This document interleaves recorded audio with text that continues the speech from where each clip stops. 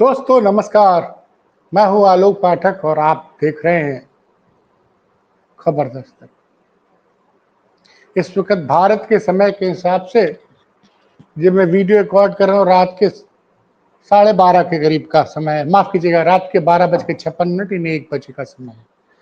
और इस वक्त अमेरिका में 11-12 बजे दिन का होगा। लेकिन मैंने अमेरिका का जिक्र इसलिए किया कि लगता है अमेरिकी राष्ट्रपति डोनाल्ड ट्रंप नरेंद्र मोदी से बहुत नाराज है, भारत से बहुत नाराज है। भारत से नाराजगी की 2 वजह हैं। पहली वजह वो बताते नहीं है, लेकिन मुझे ऐसा लगता है ऑपरेशन सिंदूर के समय भारत ने क्योंकि आपको पता है कि अमेरिका ने पाकिस्तान को एज ए आर्मी बेस बहुत दिनों तक इस्तेमाल किया। अभी वो नहीं स्वीकार करेगा कि उसका कोई बेस है, लेकिन मुझे लगता है ऑपरेशन सिंदूर के समय किसी अमेरिकन बेस को जो पाकिस्तान में था उसको बड़ा नुकसान पहुंचाया है भारतीय वायुसेना के विमानों ने। क्योंकि उसके बाद ही अचानक से अमेरिकी उपराष्ट्रपति का भारत के पास फोन, प्रधानमंत्री के पास फोन आया।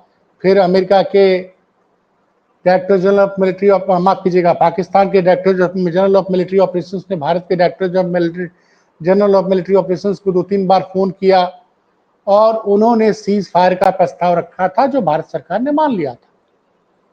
और उसके बाद बार बार डोनाल्ड ट्रंप ये कहते गए कि मैंने भारत और पाकिस्तान के बीच में युद्ध रुकवाया।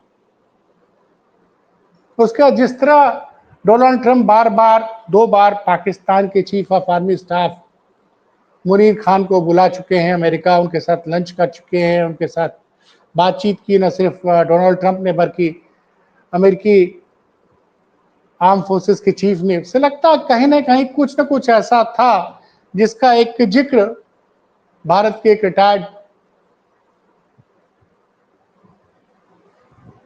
सीनियर रिटायर्ड आर्मी ऑफिसर ने किया था, मेजर जनरल ने, कि भारत ने जो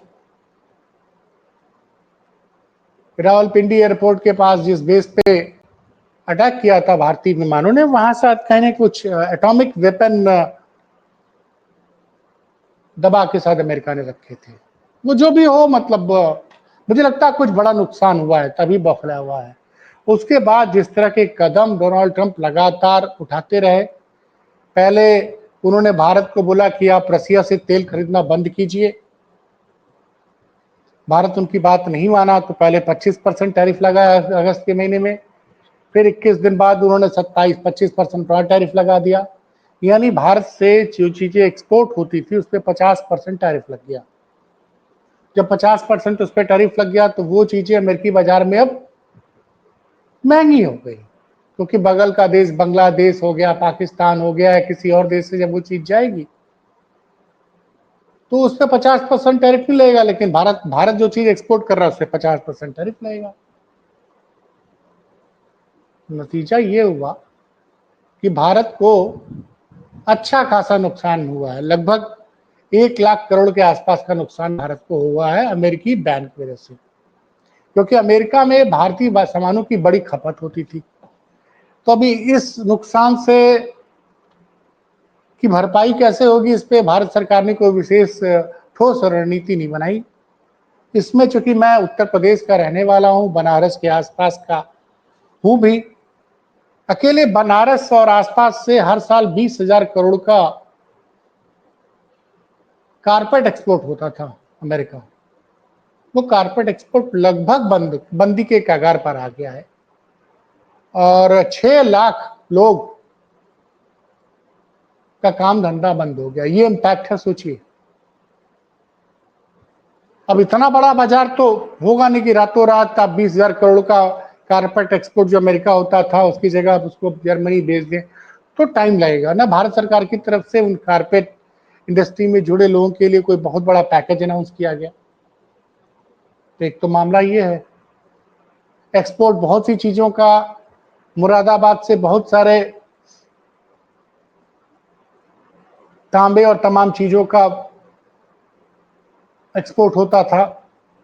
फिरोजाबाद से कांच के बहुत सारे आइटम एक्सपोर्ट हुआ करते थे। अब पूरे देश में तो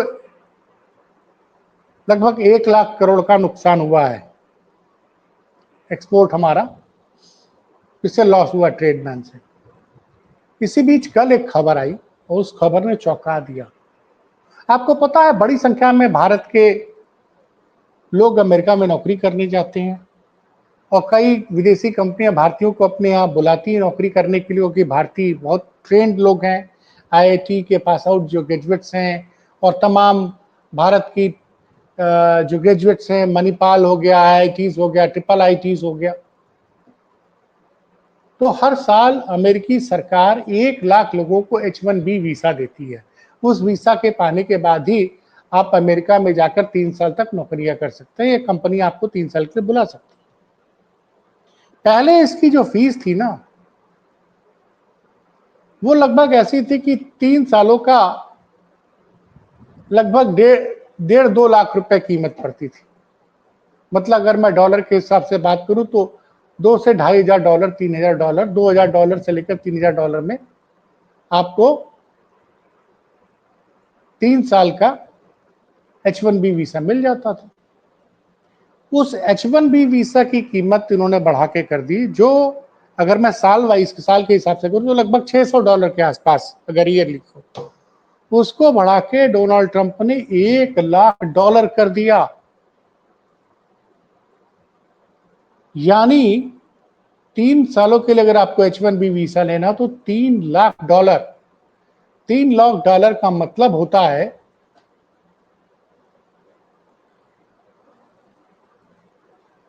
$3 लाख का मतलब होता है लगभग 3 लाख 3.5 करोड़ रुपए। 1 साल का 88 लाख। अब इसके बाद तो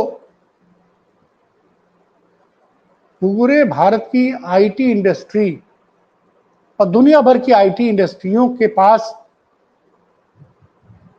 के टॉप मैनेजमेंट को एक तरह से कह रहे हैं ना कि दिन में तारे नजर आने लग गए। क्योंकि अभी तक क्या होता था कि भारत के जो आईटी इंडस्ट्री के जो ग्रेजुएट्स थे, बीटेक और एमटेक, ये बड़े स्किल्ड वर्कर होते हैं, बड़े मेहनती होते हैं। भारतीय जाते हैं अमेरिकन कंपनियों में काम करते हैं और कई भारतीय कंपनियां में अमेरिका में काम कर रही है। इन्फोसिस हो गया, टीसीएस हो गया, कोग्निजेंट हो गया, बहुत सी कंपनियां भारत की वहां पे अमेरिका में काम कर रही है। और कई एमएनसीज, अमेजॉन हो गया, माइक्रोसॉफ्ट हो गया और तमाम गूगल वगैरह, सबने बहुत सारे भारत के आईटी प्रोफेशनल्स को हर साल नौकरियां देते हैं। एवरेज हर साल 1 लाख के आसपास लोगों को H1B वीसा दिया जाता है। 85,000 से लेकर 1 लाख तक का फिगर है। इसमें 70% जो H1B वीसा होता है वो भारतीयों को मिलता है। मतलब हर साल 70,000 भारतीयों को अमेरिका जाते थे H1B वीसा लेकर। और ये इस वीसा की फीस कंपनियां दिया करती थी, कुछ नहीं था। अरे 3 साल का लगभग आप मान के चलिए $1,800 से $2,000, तो लगभग ये कीमत पड़ती थी 1,60,000 रुपए की, 52-50-60,000 रुपए सालाना। कुछ नहीं, ये कंपनियां बियर करती थी। उसके बाद कंपनियां एम्प्लॉय को सैलरी दिया करती थी। अब कंपनियां एम्प्लॉय को सैलरी तो बाद में देंगी, पहले हर साल का $1 लाख। और मैं आपको बताऊं, जो भारत से ज्यादातर बीटेक ग्रेजुएट्स जाते हैं, उनको जानते हैं उनकी एनुअल सैलरी क्या मिलती है? उनकी एनुअल सैलरी ही $1 लाख है। तो कहां वो $1 लाख सैलरी पाएंगे? और $1 लाख तो उसके H1B वीसा की फीस है। फिर वो जाएंगे कैसे? दूसरे देश भी प्रभावित होंगे, लेकिन 72% इंडिया से जाते हैं, 10 से 12% चाइना से जाते हैं।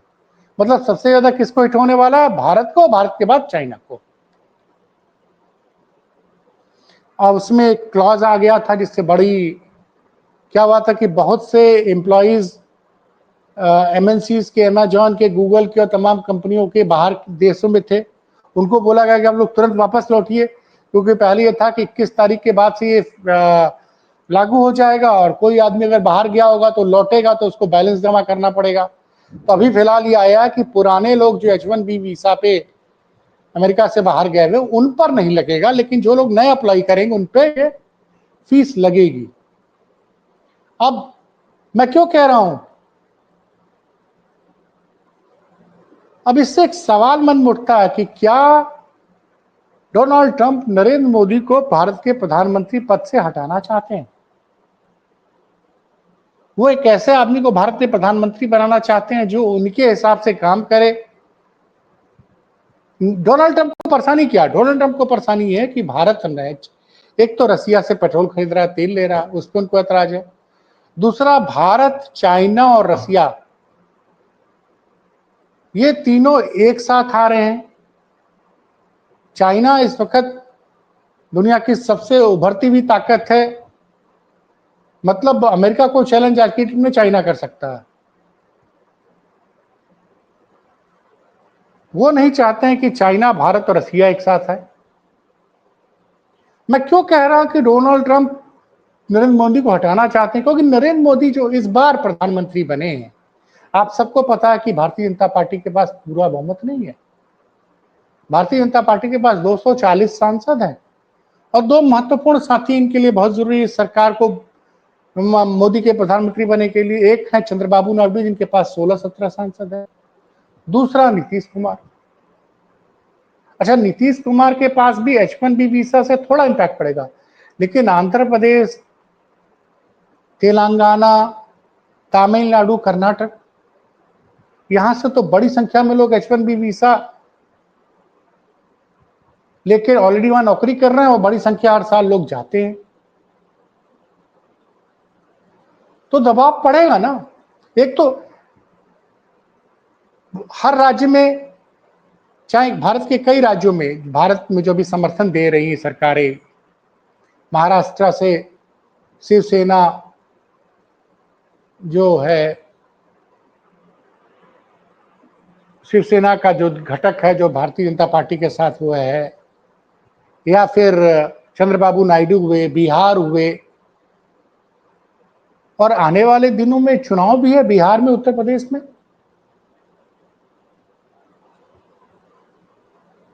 और एक्सपोर्ट जब बंद, धीरे धीरे जो बंद हो रहा है, उससे सिर्फ पूर्वांचल में 6 लाख परिवारों पे फर्क पड़ रहा है, 6 लाख लोगों के जीवन पे संकट आ गया है। क्योंकि जो बनारस और भदोही से कारपेट एक्सपोर्ट होती है वो वीवन एक्सपोर्ट होती है, वो मशीन से नहीं, उसको लोग छोटे छोटे बुनकर बनाते हैं, उनको डिजाइन दे दी जाती है, उस हिसाब से बना बना के हर गांव में कई लोग कारपेट वीविंग का काम करते हैं। बनारस हुआ, मऊ हुआ, भदोही हुआ, चंदौली हुआ, रॉबर्ट्सगंज हुआ, मिर्जापुर हुआ, प्रयागराज हुआ, कौशाम्बी हुआ। तो एक तो 6 लाख लोगों के ऊपर वैसे संकट आ गया है, क्योंकि 50% तो टैरिफ लग गया है, और अगर टैरिफ कम नहीं हुआ और H1B वीसा की फीस कम नहीं हुई, तो जो वीसा अभी फिलहाल एक्टिव हो तो ठीक है, लेकिन धीरे धीरे आपको नए वीसा के लिए अप्लाई करना पड़ेगा। प्लस ये H1B वीसा का एक बार 3 साल के लिए बनता है, 3 साल के बाद रिन्यू कराने जाएंगे तब तो आपको वही कीमत लगेगी। तो जो चीज आपको अभी $600 या 3 साल के लिए $2,000 मिलती है, तो उसके लिए आपको $1,00,000 हर साल देना पड़ेगा। तो सबसे ज्यादा ये H1B वीसा का है, सबसे ज्यादा हिट किसको कर रहा है? वो कर रहा है भारत के ऊपर, और भारत की अर्थव्यवस्था पर इससे बड़ा फर्क पड़ेगा। क्योंकि आज की डेट में अमेरिका में भारत की मूल के कम से कम 10, 12, 15 लाख लोग होंगे जो कि आईटी इंडस्ट्री में काम करते हैं, और ये आईटी इंडस्ट्री के लोग वहां से अपने घरों को पैसा भेजते हैं, ये लोग प्रॉपर्टी में इन्वेस्ट करते हैं। आप जो बड़े बड़े फ्लैट सुनते हैं कि गुड़गांव में 2 करोड़ का फ्लैट बिक गया, 5 करोड़ का बिक गया, मुंबई में 8 करोड़ का फ्लैट बिका, पुणे में 7 करोड़ का फ्लैट बिका, हैदराबाद में 12 करोड़ के फ्लैट बिक रहे, कौन लेता है? ठीक है, बड़े बड़े व्यापारी लेते हैं, लेकिन ज्यादातर अमेरिका में काम करने वाले आईटी प्रोफेशनल्स लेते हैं। लेकिन अगर कोई भारतीय अमेरिका में $2 लाख, $3 लाख पे काम कर रहा होगा साल का, और $1 लाख उसको H1B वीसा की फीस देनी पड़ेगी, क्योंकि अब कंपनियां तो पेयर करेंगे नहीं कि कंपनी आपको $3 लाख पहले सैलरी भी दे, प्लस आपको $1 लाख आपके H1B वीसा की कॉस्ट भी दे।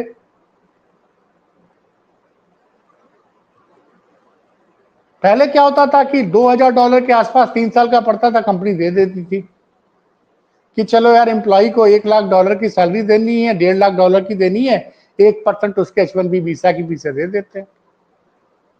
तो अगर ये कानून अमेरिकन सेनेट में नहीं रुका, कांग्रेस में इसमें नहीं, अगर ये पास हो गया तो इससे भारत की अर्थव्यवस्था पे बड़ी चोट आपको दिखेगी। और सोचिए, टाइमिंग देखिए, अभी मोदी सरकार जश्न मनाने वाली थी कि 22 सितंबर से हमने तमाम चीजों के दाम कम कर दिए,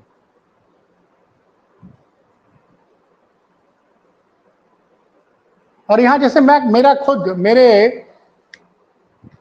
मेरे चाचा का लड़का, मेरी बुआ का लड़का, कई मेरे चचेरे भाई, अगर और से देखूं पूरे घर परिवार में तो 8-10 भाई हमारे सब अमेरिका में काम कर रहे हैं, किसी को वहां सिटीजनशिप नहीं मिली हुई है।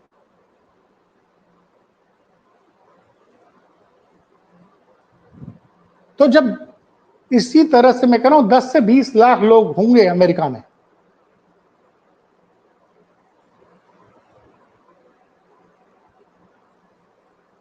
तो इसका सीधा इंपैक्ट, अगर ये लोग वहां पे नौकरी छोड़ के इंडिया आते हैं, क्योंकि कई जानकार लोग कह रहे हैं कि इससे भारत में बहुत बड़ा फायदा हो जाएगा। अरे भाई, आपके पास उन लोग को नौकरियां देने के लिए है काम, आप दे पाएंगे इतने स्किल्ड, ट्रेंड, हाईली प्रोफेशनल लोगों को? और कितनी कंपनियां हैं हिंदुस्तान में जो $4 लाख, $5 लाख की सैलरी दे पाए? $5 लाख का मतलब होता है लगभग साल का 4 से 5 करोड़ रुपया।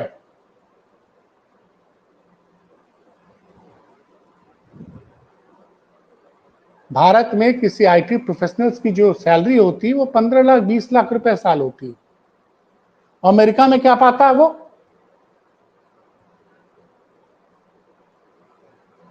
अमेरिका में उसकी इनकम होती है $1 लाख, टैक्स काट करके नॉर्मली वो लोग महीने में 1.5-2 लाख बचा लेते हैं इंडियन रुपीस के हिसाब से, और इतने में उसको यहाँ नौकरी करनी पड़ेगी। और पहली बात है कि इतना बड़ा वर्कफोर्स जब अमेरिका से इंडिया आएगा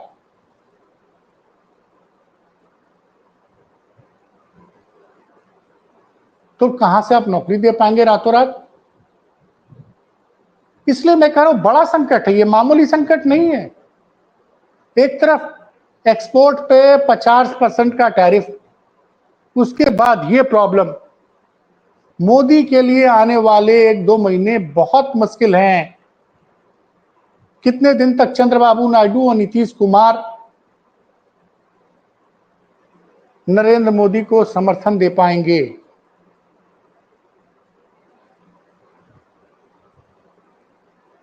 अगर नायडू और नीतीश कुमार का समर्थन रहा तब तो मोदी की सरकार रहेगी, और नायडू और मोदी ने अगर कहीं फैसला बदल दिया तो मोदी को प्रधानमंत्री पद से इस्तीफा भी देना पड़ सकता है। इसीलिए मैं कह रहा हूं कि ट्रंप, मैं बार बार कह रहा हूं, ट्रंप क्या मोदी को प्रधानमंत्री पद से हटाना चाहते हैं? जो विपक्ष काम नहीं कर पाया क्या वो ट्रंप करा देंगे? और इसका फैसला आने वाले 2 से 3 महीने में हो जाएगा। पहले लोग कह रहे थे कि नहीं भाई, टैरिफ कम हो जाएगा, टैरिफ कम हो जाएगा। 50% टैरिफ लगा था 27 अगस्त को। टैरिफ को लगे हुए आज 21 तारीख की सुबह मैं आपको रिकॉर्ड कर रहा हूं वीडियो 1 बजे करीब, 28 दिन हो गए, या माफ कीजिएगा 25 दिन हो गए, 1% टैरिफ नहीं कम हुआ। इसलिए कह रहा हूं भारतीय राजनीति में आने वाले 2-3 महीने बहुत महत्वपूर्ण हैं। और अगर अमेरिका ने H-1B वीसा की का जो प्रपोज दाम है $1 लाख, जो अगर वो कम नहीं किया तो न सिर्फ भारत की परेशानी बढ़ेगी, बल्कि नरेंद्र मोदी को भी प्रधानमंत्री की कुर्सी बचा पाना मुझे अब मुश्किल लग रहा है। तो देखते हैं फिर क्या, फिर मिलते हैं किसी बड़ी खबर के साथ। तब तक के लिए मुझे इजाजत दीजिए। नमस्कार।